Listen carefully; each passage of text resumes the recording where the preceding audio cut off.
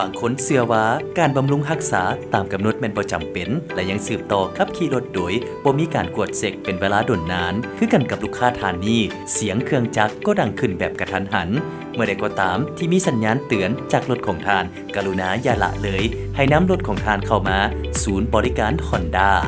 ในกรณีของลูกค้าท่านนี้การบ่นำรถเข้ามากวดเช็คตามกำหนดแม่นสาเหตุหลักที่เฮ็ดให้เครื่องจักรมีเสียงดังซึ่งต้องได้ซ่อมแปลงเครื่องจักรและมีค่าใช้จ่ายในการซ่อมแปลงสูง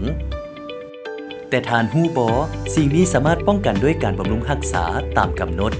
ค่อยจะอธิบายให้เข้าใจเพิ่มเติมเกี่ยวกับการบำรุงรักษาตามกำหนดการบำรุงรักษาตามกำหนดแม่นการกวดเช็คและเปลี่ยนทายอะไหล่รวมทั้งของเหลวต่างๆตามระยะเวลาที่กำหนดไว้ก่อนที่จะเสื่อมสภาพเพื่อรักษาให้รถของท่านมีสมรรถภาพสูงสุดการบำรุงรักษาตามกำหนดควรเฮ็ดให้คงเวลาถึงแม้นว่าระยะทางจะยังบ่ทันฮอดก็ตาม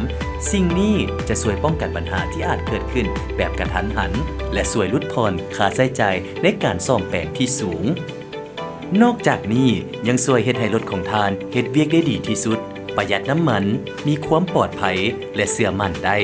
ทั้งยังช่วยยืดอายุการใช้งานของรถรักษามูลค่าในการขายต่อและลดค่าใช้จ่ายในการซ่อมแปลงระยะยาวนี่คือเหตุผลที่พวกเขาบ่ควรเบิ่งข้ามความสำคัญของการบำรุงรักษาตามกำหนดซึ่งจะเป็นประโยชน์ให้แก่ตัวทานและรถของทานพวกเขาขอแนะนำให้นำรถของทานเข้ารับการบริการบำรุงรักษาตามกำหนดอยู่ที่ศูนย์บริการ Honda ที่ได้รับอนุญาตพวกเขาให้บริการกวดเช็ครถของท่านอย่างละเอียดครบถ้วนโดยสร้างเทคนิคผู้เชี่ยวชาญที่ผ่านการอบรมจาก Honda พร้อมทั้งนำไส้อะไหล่แท้จาก Honda ที่ท่านสามารถไว้วางใจได้